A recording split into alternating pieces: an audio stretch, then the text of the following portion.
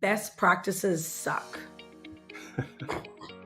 They suck because they're like the bare minimum, and everyone, you go online and you search for like, how do I optimize my landing page? And it says, do this one thing, and you will increase by 300%.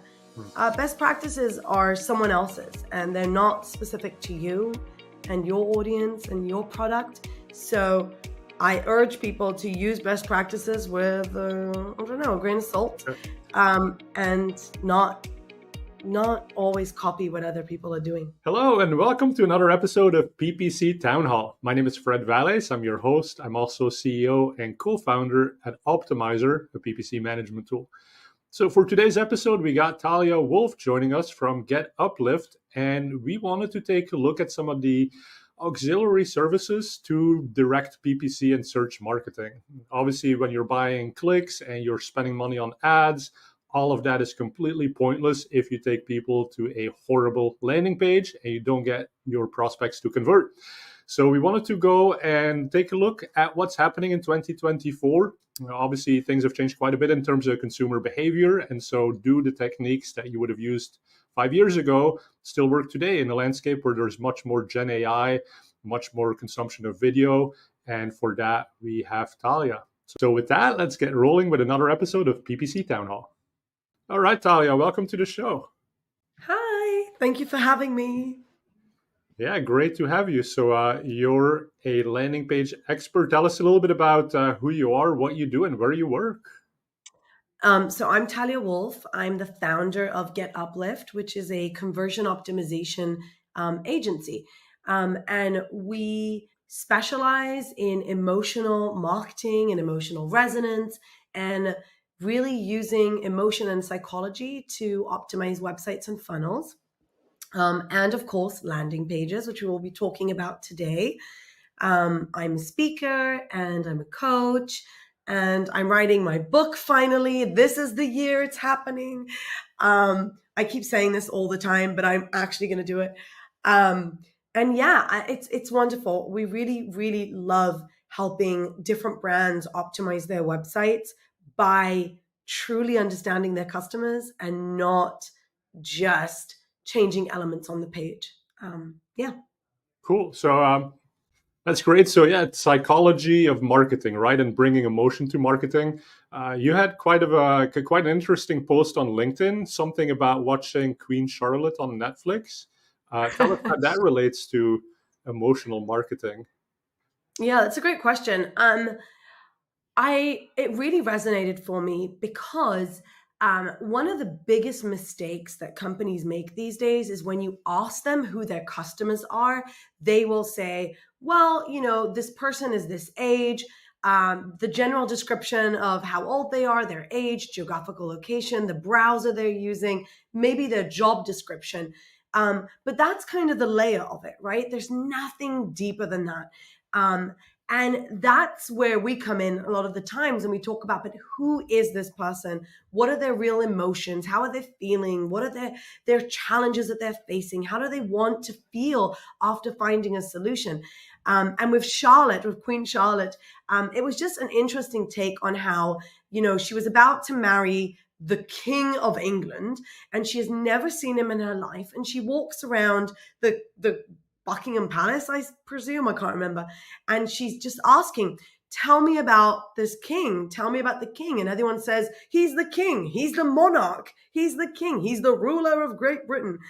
And that's all technically correct. Yes, he is the monarch. He is the king. But she was looking for more information. She wanted to know, what books does he read? Is he kind? Is he nice? Is he friendly? What does he like to eat for supper? And it just resonated with me. This really is what a lot of brands do. We skip over the fundamentals of really understanding who is behind the screen, and we just offer facts because we've been told to be data driven. So we're looking at numbers and we're treating our customers like robots or cash machines and not actual people that have problems that we need to solve. Right. And so in marketing, that would manifest itself as a landing page that says, we're the number one PPC management software. We have a 4.8 star rating on Capterra.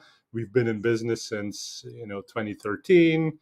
It's like, okay, those are your facts, right? That's your Wikipedia page, basically. But is that what the landing page is supposed to do? So how do you like transition though from? I mean, people do want to know the facts, right? They want to have that sort of those credibility builders. How do you bring emotion into that? Well, I think it really depends on who your target audience is. And that information is very important. People want to know how long you've been in business. They want to know, your credibility. But first, they want to know if you're the right solution for them, if you can help them specifically.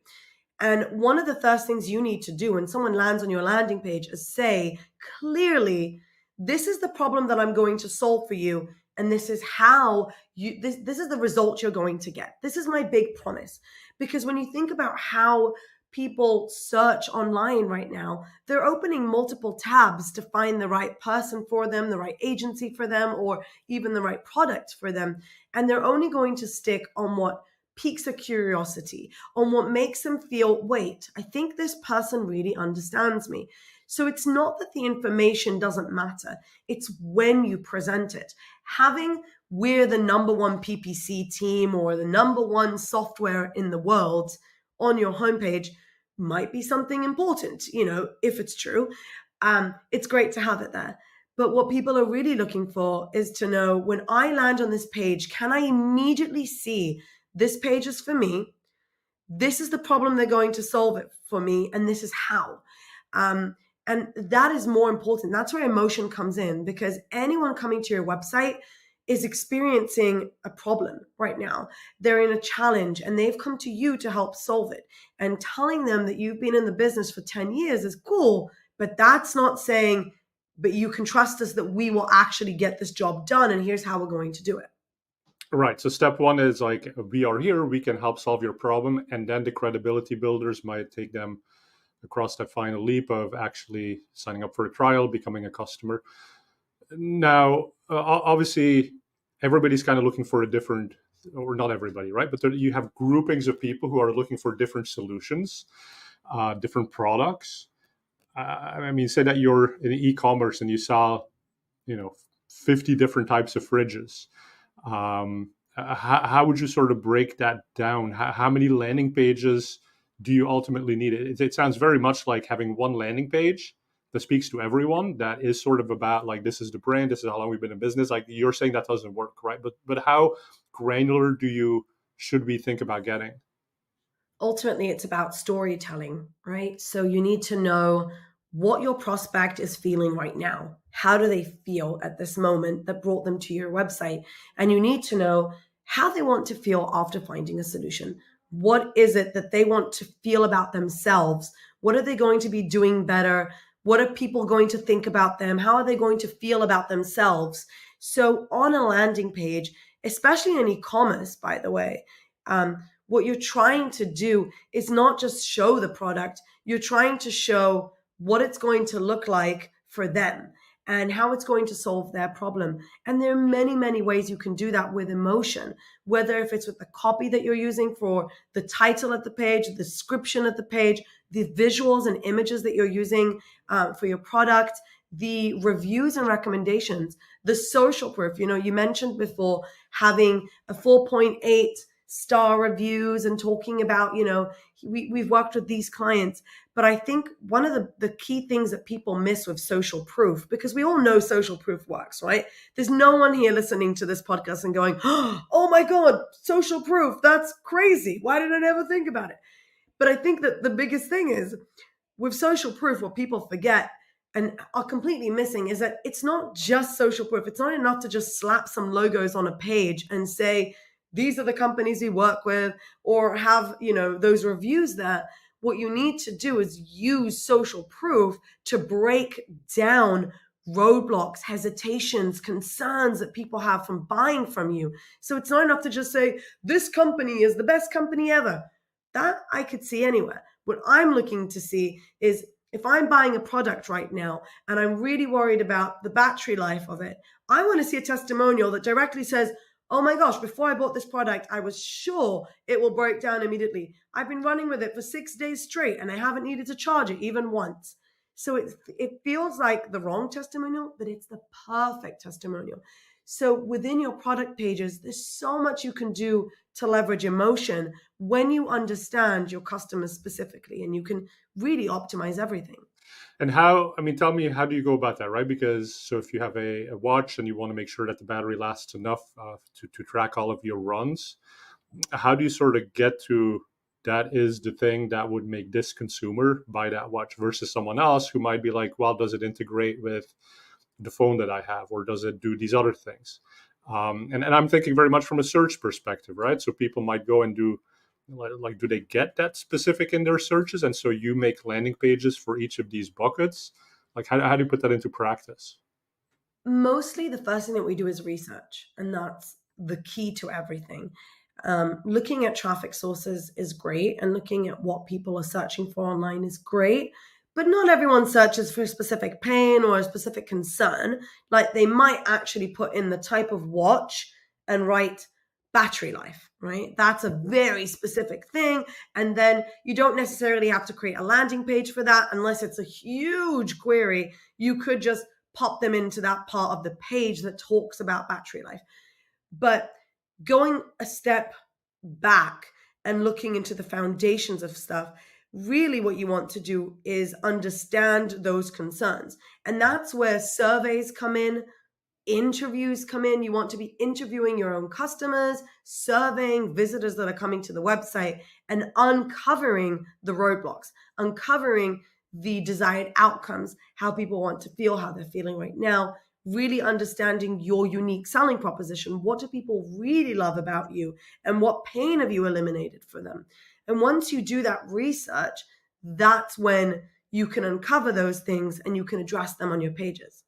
Right. And I suppose sometimes we're too focused on like, hey, we're trying to find new customers and working with prospects. But what you're really saying is tap into your existing customer base, the people who have taken that leap, and learn from them what it is that maybe moved them emotionally to make that commitment. Yeah, for sure. And I think ultimately it's marrying the two.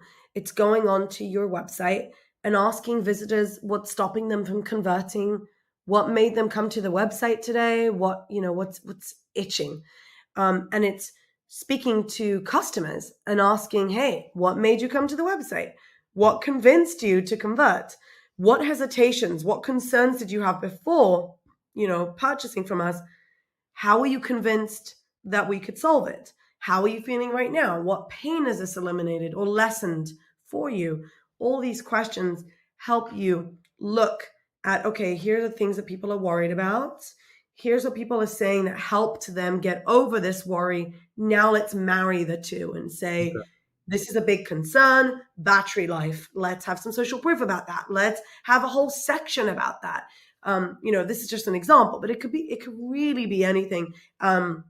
With Upright, one of our clients, they sell a brilliant product that you place on your back, and it basically vibrates every time you slouch. And Mhm. the whole point of this tool is to help you sit up straight and fix your posture. And when we did our research, the website always said, fix your posture, new year, get a healthy posture. But ultimately, what was interesting is we uncovered that when we did our interviews, that a lot of people felt ashamed. They felt guilt. They all knew they had to work on their posture. They all started the day thinking, today's the day, I'm going to sit up straight, I'm going to fix this. And as the day progressed and they sat more and more in front of their computer, they were slouching and they just never remembered. And there was a lot of guilt around that. So we actually created an entire section right below the header of the homepage saying, poor posture isn't your fault, but there is something you can do about it. And we eliminated that pain and said, everyone forgets to sit up straight. Everyone feels this way. Here's how we can fix this and take it away from you so you don't have to worry about it anymore. So it's just about uncovering those pains. Yeah, that makes sense. Hey, and you're mentioning a few times here now, like there's a section on the page that does this, does that. There's sort of this notion maybe that landing pages need to be short, or that was historically, they tended to be shorter. But it sounds like you're talking about fairly long landing pages, right? So let's talk about that. What's the ideal length? And is there a misconception about what length is the right one?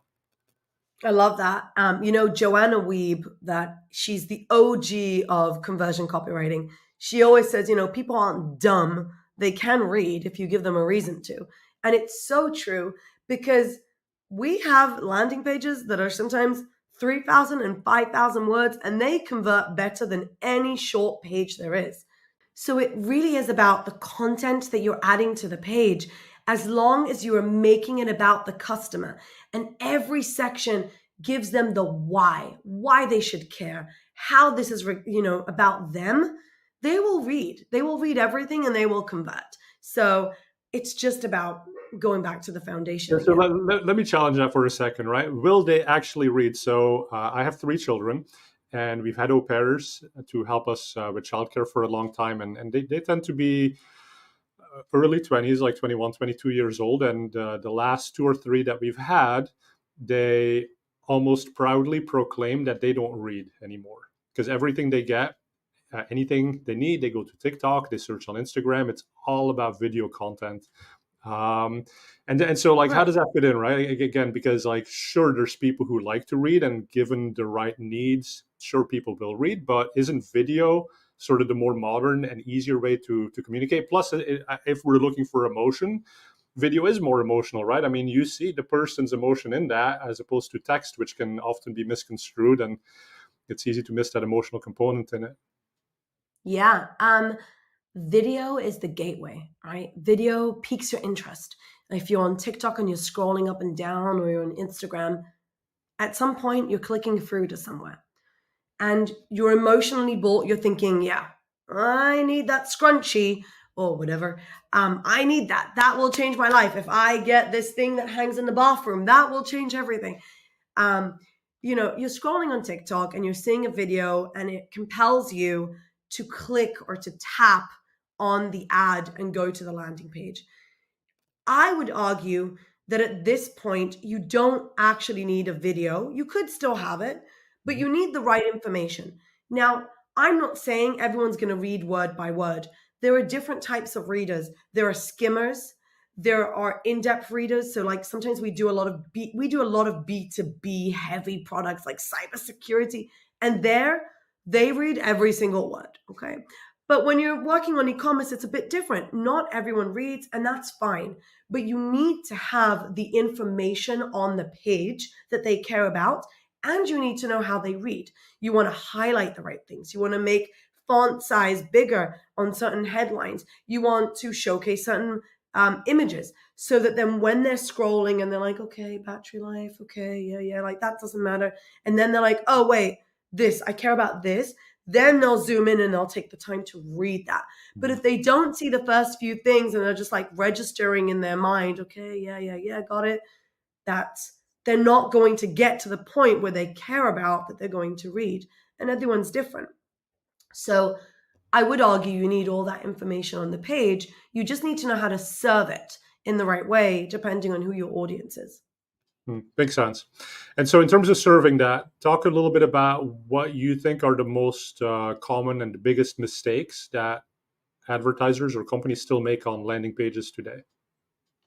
I'm going to say, the biggest mistake, again, and this takes us back to the original point, is that we make it about ourselves, right? We talk about our features and our pricing, and we immediately highlight the sale and the price, and we kind of forget that there's a customer there. That really is hands down the biggest mistake. The additional pieces to that are, you're not solving a problem on the page. People are clicking from an ad, which pique their interest, right? They've seen an ad. They're like, I need this problem solved. I'm intrigued. I click over, and then you get there and you don't actually solve the problem for them. And what that means is you're just talking about something else, or you're trying to sell them on something they don't really care about, or you're selling them on something that they should care about, but they're not there at the customer journey yet. They still need to read more. So a lot of the mistakes that I see is you're just not solving the problem. You are speaking to people in a wrong stage of awareness. There are 5 different stages of awareness in a customer journey. Someone who, is completely unaware they have the problem. Someone who is pain aware, so they have a problem, but they don't think there's anything they can do about it. Then there's solution aware. meaning I have a problem. I know there's solutions. Now I'm interested. Should I hire someone? Should I buy a product? Should I get a VA? Should I just do it myself? Should I download an app? They're not really sure. And that's when they start reading blog posts and they start trying to figure out, they go into forums, they go onto Reddit, they go into LinkedIn, and they're trying to figure that out. Product aware people are people that know your product, and now they are comparing you to the other product. And this is key here, because most brands, when they create landing pages, they act like everyone's product aware. Everyone's in the process of deciding if they want this company or that company. But most aren't. A lot of people click through some ads where they're not 100% sold. They even need a solution, or the problem even requires something. So what you need to do is really dig in and understand, where is my prospect in that awareness journey, before you start saying it's half, but it's half off, 50% off, grab this now, last minute, it's running out. Those kind of things only work on people that are product aware or most aware. So that's a big problem that I'm seeing all the time. Yeah, and so I guess that translates into the issue being it's sort of one landing page that tries to be, or that focuses on the wrong facts, but really you needed 4 different landing pages for these, or the 5 for the different stages of awareness. And then in addition to that, you also need to kind of segment it out, or have enough sections so that for each of the levels of awareness, you go into each of the specific pain points or unique value propositions, so that you have this kind of like matrix of places that you can take them to. Is that kind of an okay way to think about it? Yeah, I think it also just depends on the goal. Sometimes people are just ready to sign up for an email list and they're not yet ready to buy. And then that should be the focus on talking about their problem, relating to them, showing them you understand them, talking a bit about how you got over this pain, or how you solved it for yourself, and inviting them to follow you, inviting them to be part of your journey. And then in the next part, when you are hitting them with ads because they're on your list, or you're emailing them, then you can take it a step further and start talking about, here are the different solutions you may have tried. Here's why they didn't work. Here's why ours will work. So I think it really depends on, you can have one big sales page or landing page that covers everything from the unaware to completely most aware, ready to convert. It's done. It's done a lot on course sales pages, right? When you like your 5,000 words of selling you on this course, and they work. But you can also divide it into pages. You can divide it into emails. You can divide it into ad, landing page, thank you page. People forget. You asked me biggest mistakes in ads and in landing pages. Oh my gosh, not leveraging thank you pages. So the thank you page is an additional page you can talk about, and you can move people in the customer journey.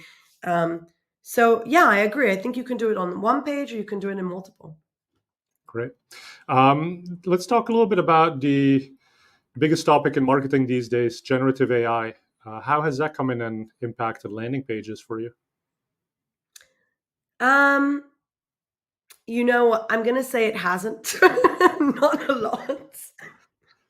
Okay, so that's interesting. Is it not working for what you need it to do, or what's the problem with it? We're using AI as a team mostly for research.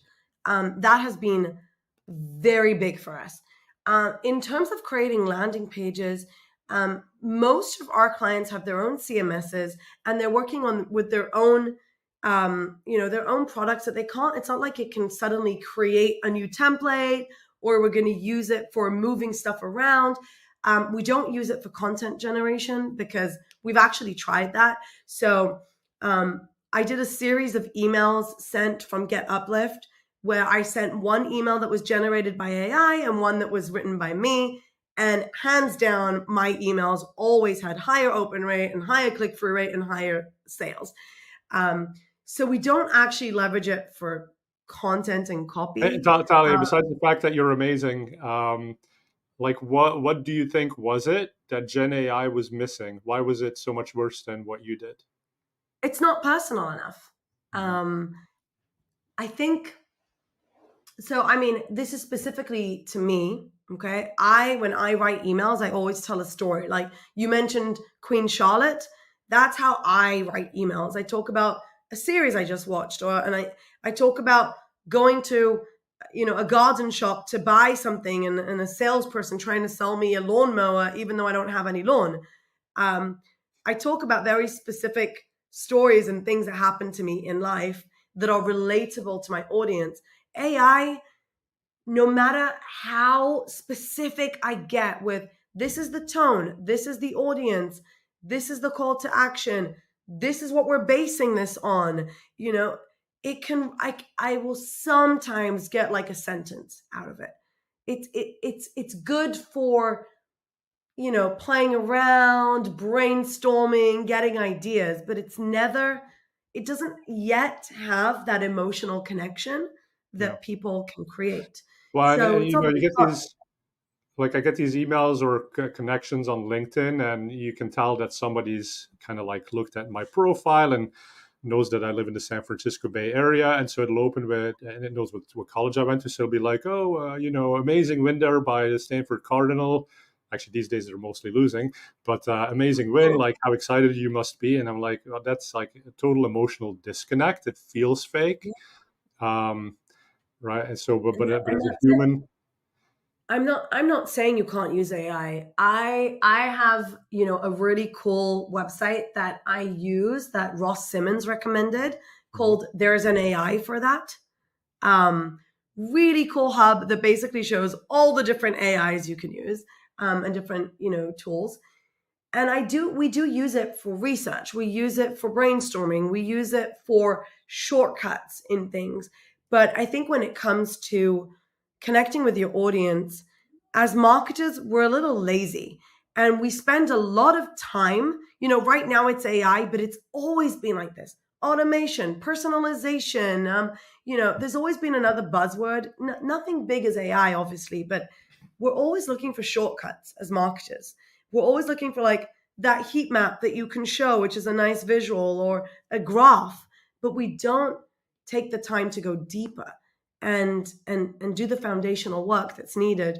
So with AI, it's only as good as what you feed it. It's only as good as how much you know about your customer. If you don't know yeah, anything about your customer, it's not going to help you.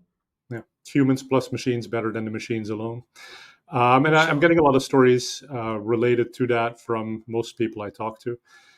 But as far as research, that really resonates because one way that I find Gen AI quite interesting is you can say, hey, listen, I'm trying to sell this kind of product. For example, it's hotels.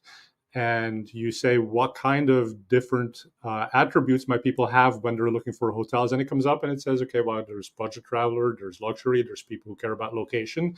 And sometimes it puts something in it. You're like, oh, I hadn't thought of that kind of traveler, right? And then you can have that conversation with the AI assistant and say, okay, so if it was that type of traveler who was really like budget conscious, like what are some typical keywords they might go look for? And again, it sort of like builds that narrative, and it's based on all the information that's out there, right? So that's what's Right. fascinating. The one thing And that it's also, yeah, go ahead. sorry, I was just going to say, and it's what you're describing here is amazing because it's exactly that. It's brainstorming. If you are even sitting alone and you're working from home, having that like chat GPT to even just chat to and talk to and like brainstorm with, and you're feeding it what you know and you're responding to it. It's kind of nice. It's cool. Yeah, it makes working from home not as lonely sometimes. Even for just that, it's useful. Well, great. So the other thing I wanted to go into is we touched a little bit on e-commerce versus lead gen, but any sort of like thoughts on an e-commerce page? You talked about the watch and like talking about battery life. Um, I mean, are there any other like huge differences between a service or a lead gen and a product that you're selling and how you would approach that? I got to tell you that the book that I'm writing is about applying B2C marketing to B2B. So I actually think that there's a lot that's alike. And everything that you write on a product page for e-commerce needs to be emotional. It needs to be about the customer. I don't think B2B companies are doing that enough. We've been testing it a lot lately, and in the past decade, really, and it's incredible to see the differences and the impact that emotion has on B2B buyers. And I think with e-commerce pages, a lot of the time we're so focused, it's usually the landing page, right? A lot of ads are just directing to the product page, and you're just assuming they're going to understand what this is, where it fits in their lives. So I think there's a lot you can do there with everything on the product page to connect and So really. give us some of your flagship clients that you're really proud of, and some pages that people could check out as far as like this would be a good product landing page. Well, the thing I would say is that it depends, because, what works for one company won't actually work for others. So that's something to keep in mind. We recently optimized Upright's product pages, and I invite you to go there and take a look at them. We also recently worked with Nextbase, they sell dash cams, incredible dash cams. And they now have a new one, and we actually optimized their product pages, and they're heavily leaning into video. So it's easy. It's interesting to see that connection between copy and video. And those are two websites that you're definitely welcome to look at. I think there's a lot of companies that are doing it right, because they're starting to think about their customers, and they're starting to understand the importance of it. So slowly, I'm seeing more and more companies use it. B2B is a bit different. That's where we're trying to make the difference. Great. Well, fantastic advice. Let's do a little round of rapid fire here. So I'll keep my questions short. You keep your answer short. See where this goes. So what is something that you believe in that a majority of other marketers might disagree with?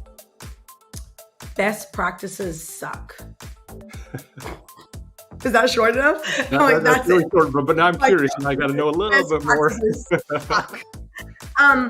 They suck because they're like the bare minimum, and everyone, you go online and you search for how do I optimize my landing page? And it says, do this one thing, and you will increase by 300%. Best practices are someone else's, and they're not specific to you and your audience and your product. So I urge people to use best practices with, a grain of salt, and not always copy what other people are doing. Right. I suppose you can also distill it to as with everything in marketing, the answer is always, it depends. Yeah. So the best practice, it depends which best practice you need and what your business is. So next question, what's your favorite AI tool and how do you use it? Oh, I was just telling you, that's there's an AI for it. So it's not a tool, it's a platform. But I use it because there's hundreds and hundreds of AIs that you can use in it. So I actually have this open right now. There's for online courses, for startup ideas, for learning, for auto GPT. There's so many image captions, prompts, productivity, market research. So there's hundreds and hundreds. So instead of you doing this by yourself, or instead of you trying to build your own generator, you would go to this website and just choose one and start using it. So I love that. There's an AI for that. Great. Yeah. What is one important skill that marketers must develop to stand out? Research. I'm going to say research abilities, more specifically surveys, interviews. You should focus on psychology, emotion, research. Do you think that is a skill that can be learned, or if you're a younger viewer and maybe considering educational options, what would you study versus what would you learn on the job? I think I would study psychology for sure, because I think that's the missing piece. Tools and platforms and skills can be taught, but foundational thinking, why people buy, how they even make decisions in life, those are critical things you need to understand when you're applying marketing. Okay. What's an underrated element on a landing page that helps a lot in conversions? I'll repeat myself and say thank you pages. It's not the actual landing page, it's the thank you page. A lot of people just have like a little pop-up that says, thanks, check your inbox. Thank you pages are the most underrated pages that there are, because they are tremendous for conversion. You can leverage them for upsell, for social proof, for testimonial, just so much.